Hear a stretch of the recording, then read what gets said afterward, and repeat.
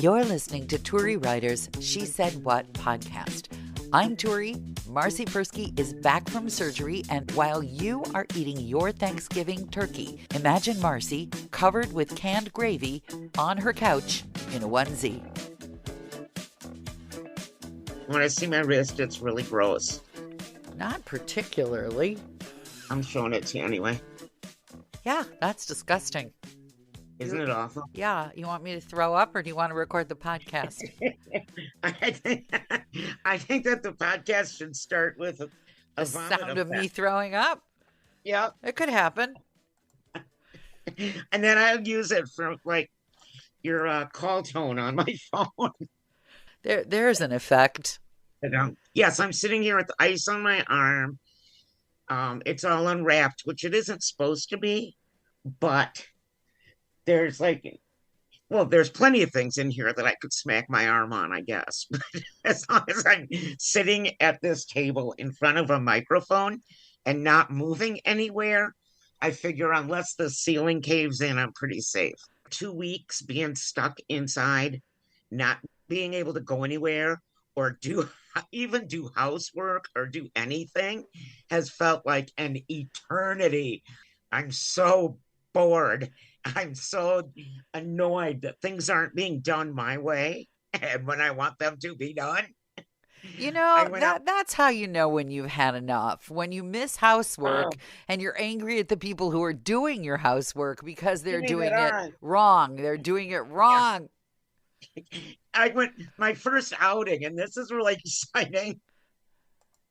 My first outing since my surgery 2 weeks ago was Saturday. We went to Flagstaff to go to the grocery store because literally all we had in our fridge was like some coffee creamer and an onion. I mean, there was nothing to eat. How does it get like that? How does that even happen? Well, Frankie works so much, so I'm not even putting that on him. And Eve still has that big ass brace on her leg. She can't bend her leg, so she still can't drive. So you have Eve and I stuck here. Do you not have a grocery delivery service there in your... Have you been here? I have, actually, but here's the thing. There's no Uber Eats. There's no Instacart. There's like go out in your back 40 and forage for something and hope you don't die. It occurs to me that you do a heck of a lot of volunteering. So how come none of the people you volunteer for and with have said, hey, you're going to be laid up after your surgery. Why don't I drop by with a meal? Because nobody knows where I live. Well, you would tell them if they offered. No, I wouldn't. I don't know. Now it comes down to it. You don't want anybody to drop off a nice, delicious lasagna. We're hiding from the man out here. This is our government sanctuary.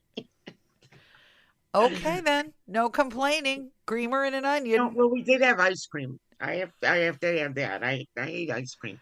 But yes, we finally went to the grocery store and spent like a whole month's worth of budget on food because nobody's been to the store for that long, I don't think. But what about your 18 jars of gravy? Couldn't you live on those?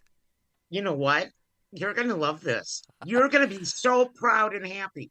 Okay, first of all, about a month ago, I bought packets of gravy instead of jars. Okay. What is the point of a packet of gravy? What's I don't know. It's powdered gravy and you put water in it.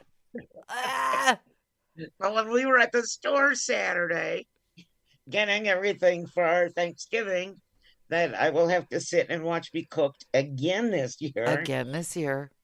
Frankie found 2 jars of gravy and said, I have to buy these so I can take a picture of our dinner and we can show Terry.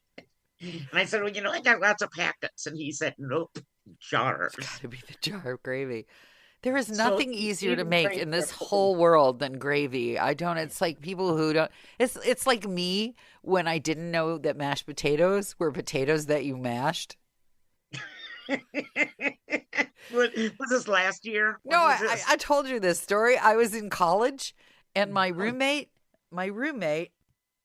was the daughter of someone who taught a cooking class. And I was very excited for all of her tips for Thanksgiving. But before Thanksgiving, one evening I wandered through our kitchen and said, I really feel like having some mashed potatoes tonight, but we don't have any potato buds. And she said, potato what? And I said, potato bugs, in the box that you make mashed potatoes with. You pour the potato. And she looked at me like I was a Lego set come to life. And she said, all you need for mashed potatoes are potatoes that you mash. And then you put in salt and butter and cream or milk if you want it. And that's mashed potatoes. You don't even have to peel them. And my eldest child, Miss Molly, who's one of our 3 listeners, will only eat potatoes from a box. Well, that's because we have that baby food thing that we sort of grew up believing that everything should be like baby food. But that's how I grew up. This idea that if there was a lump in your mashed potatoes, your house would catch fire. And that was just marketing. It turns out that I kind of like mashed potatoes that have a lump or two in them. And furthermore, if you serve mashed potatoes with the skin or a lump, your house does not spontaneously combust. Shocking news. True. Yeah. So, well, I have my mom's potato masher thing. Yeah. And it looks like a pot. It's got like all these holes in it, right? That's right. And in the middle is a lever. Yep. And the lever goes around and around, and there's like a propeller thing that smashes the potatoes. Oh, wow. That's got to be. Yeah, this thing has to be like 50 years old. And I use it every Thanksgiving. Older than we are.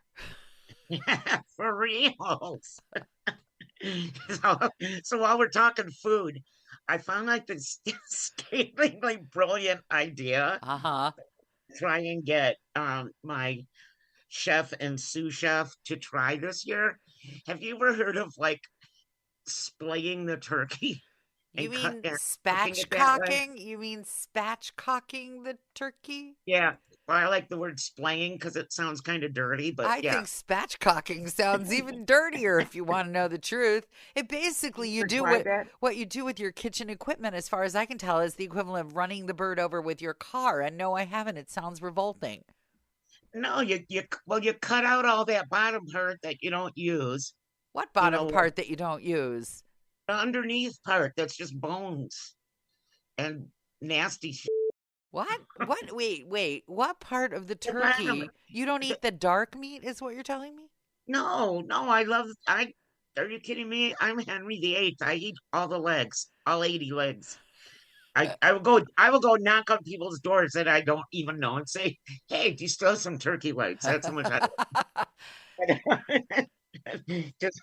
I don't know of any parts of the turkey that you can't eat. So I'm sorry. There's that rib thing, whatever, but you cut that out and then the turkey lays out flat.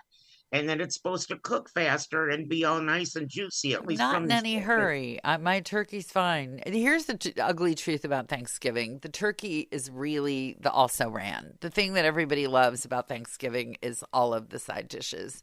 And everybody knows it. And finally, you want to know what Gen Z is good at? They're good at saying, we could give a rat's patootie about your turkey. Give us the side dishes. And thank God for Gen Z, because I've been thinking this for years.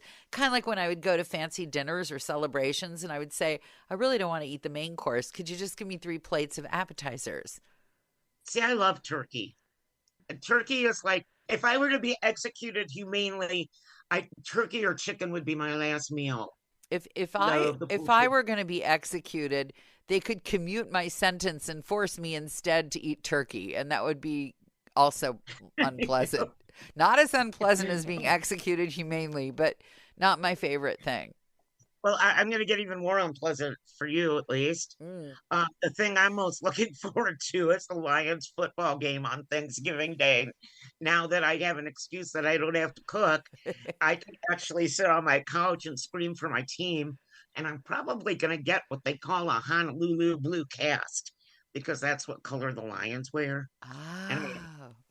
So, yes, football is my big Thanksgiving, I'm so excited thing. And I bought myself a tray to stick on my lap so that I'm not spilling food all over a pillow or whatever I'm using. Well, you can try stacking a tray on your lap, but I somehow think that you will manage the tray and your lap and the Okay. pillows too. And Wear it everything. won't have to be you necessarily. You have a festival of pets who can assist with this. That's true. That's true. I was thinking though, I would be a really good Yelp critic. A what? You know, Yelp, the Yes. people that go to the restaurants and then write Yeah. Oh, reviews yeah. of the We know. restaurants Yeah. and put pictures of the food. This is just for like maybe our half person out there who doesn't know what that is. But instead of putting pictures of food, I just have to take a picture of me from like the neck to the waist and everything that's on the front of my shirt. And that could be my Yelp review. What do you think? Of the tray, you mean? Sounds like a moneymaker. Yeah. No, any restaurant I go to, anywhere I go, just take Oh. a picture of my shirt. Say, Ugh. okay, here was the meal. Now, that sounds like it would be great for places that weren't particularly appetizing, because the only thing that's worse than a meal that's not appetizing is an unappetizing meal with sweater lint in it. Oh, you want to? Yeah. I'll tell you the worst thing. The hardest thing for me to eat right now with my left hand Hmm. is cereal. Like cereal falls right down my shirt. That's your And brassiere, not your shirt. I know where it falls. Don't you try and hey, kill me. Don't what fool makes you me. think that I could put on a brassiere right now? Well, but here's the thing. I mean, when you were a little kid, you just ate the Cheerios right out of the box and everybody was so proud of you. And maybe 30% of them made it to your mouth. So why don't you just pretend you're the world's biggest 2-year-old? And Well, I didn't finish telling you where they end up. oh dear, do I want to know? I I bought this giant onesie thing with a hood. And it's all one piece because it's hard to put on pants and stuff. And I don't go and like I said, How I do you haven't go been to the inside bathroom in lately. that? How do you wear that and use the bathroom? What are you wearing, an adult You know, diaper under it? I can unzip the top, but it's like huge. Wait a It's minute. I'm like sorry. Wait, tiny. I think you have missed a basic lesson in physiology. When you need to use the bathroom, opening up your top is not useful. Well, then I can shuffle out of it. Ah, Well, that's easier than I can like pull down pants and pull them back on with my left hand. okay. So you drop the entire onesie I, on the yeah, floor of the bathroom. and I only dropped it in the toilet once, by the way. But anyway, so I got this onesie, and as usual, I got an extra large, right? So there's like six of us that can fit in it. And I sit there every morning and eat my special K in my onesie, and I dropped like a whole bowl down the front that went down past my boobs to my lady parts were well fed that day. Special day. I don't even want to make this It was podcast. an all day. It I was an don't all want to day make this operation. podcast go where it could go, because I It's like know that your beloved husband listens to it. he knows this happened, And and he's then he's he was at doing, work. excuse me, he's doing a lot of caregiving. I don't think special Yeah. K retrieval needs to be his special job No, tonight. no, he was at work, but I had to. This is how it became an all day ordeal. First of all, I my poor onesie was full of Special K. Luckily, I don't use a whole bunch of milk, but I had to take a shower and like get that stupid bag over my arm and use my mouth to like close it. It was a mess. But yeah, there was some moral to that story, but I don't. Oh, TV tray. Yeah, it'll be here tomorrow. It was supposed to come today. Okay then. Uh I'm glad to hear it. I'm kind of speechless, but what? I'll wear it next time we record. I'll wear my onesie so Wi- you can see it. With or without a special K garnish? Well, that depends on what's on the menu that day. At least it wasn't oatmeal. Oatmeal would have been really gross. All of it. Agreed. I have news for you. All Pudding. of Pudding might have been fun. I think we're going to end today's podcast installment where we came in. First, you wanted to make me throw up, and 15 minutes later, you want to make me Ta-da! throw up. Ta-da, right, exactly. You've been listening to Turi Writer's She Said What podcast. And you probably know about my book, She Said What? A Life on the Air. Now there's an audiobook, so you can have me with you on long drives or short commutes, and you can download it from Amazon. It also makes a lovely gift.